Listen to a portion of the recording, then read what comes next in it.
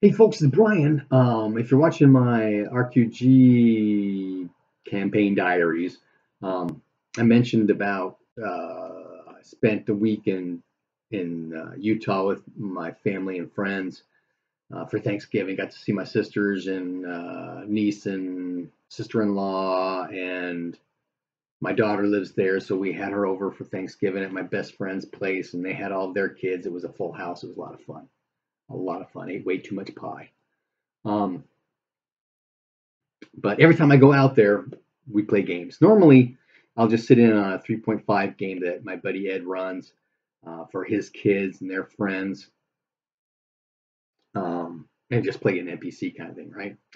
But my son, who came out with this, didn't want to play an NPC. He wanted to roll up a new character. So, okay, talking with my buddy Ed. Aiden wants to roll up a character. We need something simple. Why not just do 5e? And Ed's son Steven runs 5e for his friends, and so he was going to run something for us, a little 2-night one-shotter kind of thing, right? Because my daughter and her husband have played with us, and they seem to enjoy it, but we couldn't go through a real character creation process, 3.5 or even Harnmaster, which is what we also do when we're out there. But 5e is fairly easy to roll a character in, and so that's what we did. We had a actual session 0. Didn't really get a lot of, coordination and cooperation and guidance on the world. It was a one shot, right? Well, we did get a few things out because Stephen does have his own quirks on. This is however my world, there are no gnomes. No gnomes. And there were a couple other things like everyone starts with a feat at level 1. We were at level 3.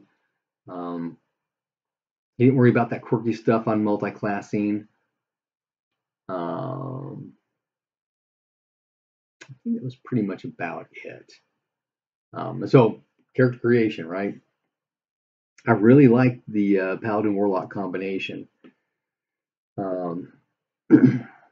And I tried to do like a high elf Glorfindel kind of thing with this one. Second level Paladin, first level Warlock of the Summer Court of the Fae. Paladin, I didn't have, it wasn't third level yet, so I have to choose an oath yet. But initially I was thinking oath of it's not the forest, but that one. But as we were playing along, going, maybe I should go more along the other two, either vengeance or devotion, because either of those, as a warlock of the court, I'm either an avenging sword or I'm standing for the divine kind of thing. So I kind of flip flopped to my theory on next level what I pick up kind of thing. But anyway, Princess is missing. We've been in commission to go and find her. She had run off into the woods. We followed tracks through the woods. Her tracks end at a henge. Some messing around there. We go through the henge. It's a gate to another world, a little pocket dimension. There are these 3 towers. There's these bridges between the towers. Everything's all crystalline and lit up, except for that one tower over there. And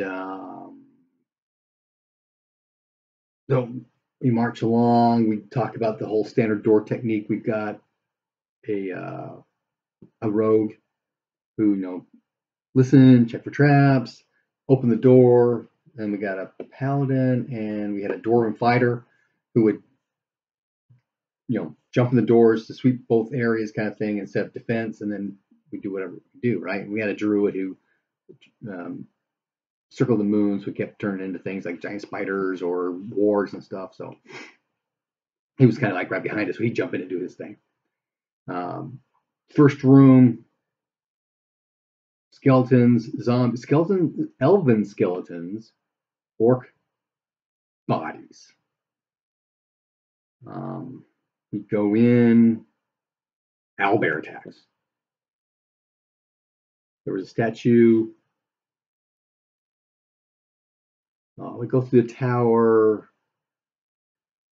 We hit zombies on occasion. Ran into some lights. More orcs, live orcs, shooting arrows at us from a balcony.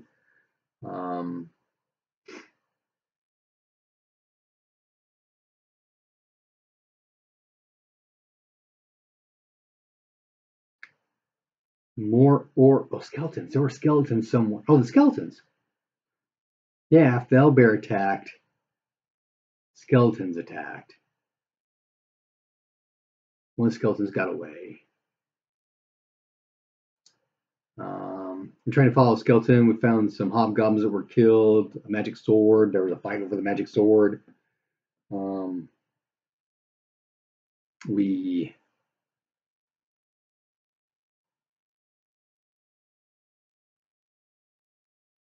get to the shadows. We fight the shadows. Orcs shooting at us. One of the shadows actually kills some of the orcs. One of the orcs takes off. We finally get up there, come around to one of their rooms, and they're prepared for us. There's a bunch of orc archers and a handful of orc axemen. Managed to get through.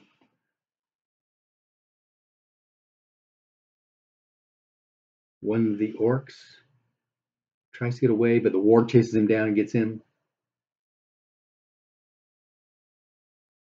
I think we take a long rest there. We go up, finish up the first tower. There's an orc sleeping on a post up there. A paladin found him. My paladin got stabbed in the back. Comes down. Hey guys, there's an orc up there. Guard. He's asleep. Take him out if you want. But they capture him and then interrogate him, try and get some answers out of him. Nothing. Because we're looking for the princess. That's what we're here for, the princess. And we take a long rest at that point. We did a short rest earlier. And then we get across to the second tower. I want to go to the dark tower. All the other towers live except for the dark tower. That's probably where the princess is. But we go to the second tower. It's all lit up. Again, we do our little door routine. Come through, and there's like an entryway with a couple of alcoves, another set of doors. Door routine. This room is full of orcs. And there's a tiefling in the back.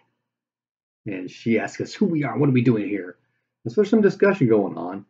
And the tiefling and her orcs, they're stuck in this pocket dimension. There's a key to the gate to get out. The gate to get out is in the third tower, not the dark tower. But the key is with the undead in the dark tower.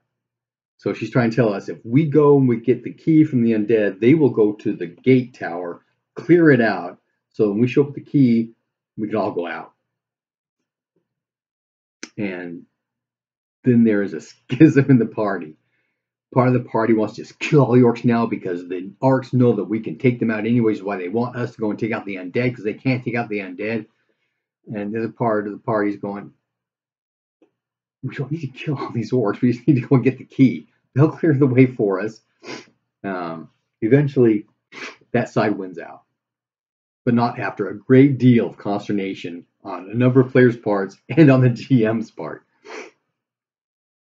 So we let the orcs go first.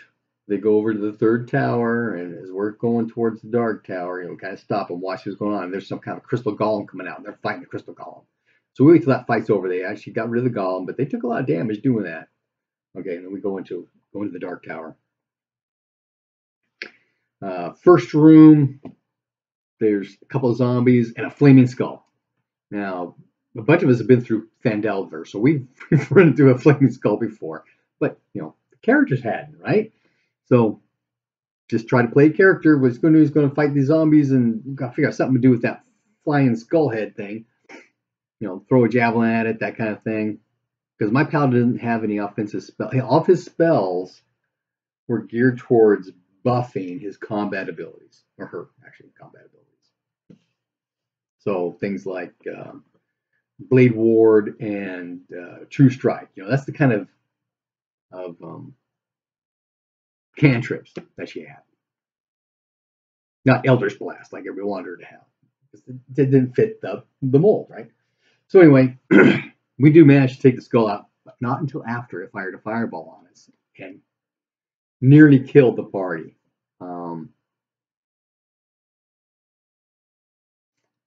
I missed my saving throw, so I ended up with only 3 hit points left after that fireball was done. And a bunch of other people were damaged equally severely. But we did manage to get the flaming skull down before it could get a second fireball off. So we're going to take a rest here in this room. And while we're doing our short rest, a necromancer comes up with 2 zombies and some summoned giant scorpions.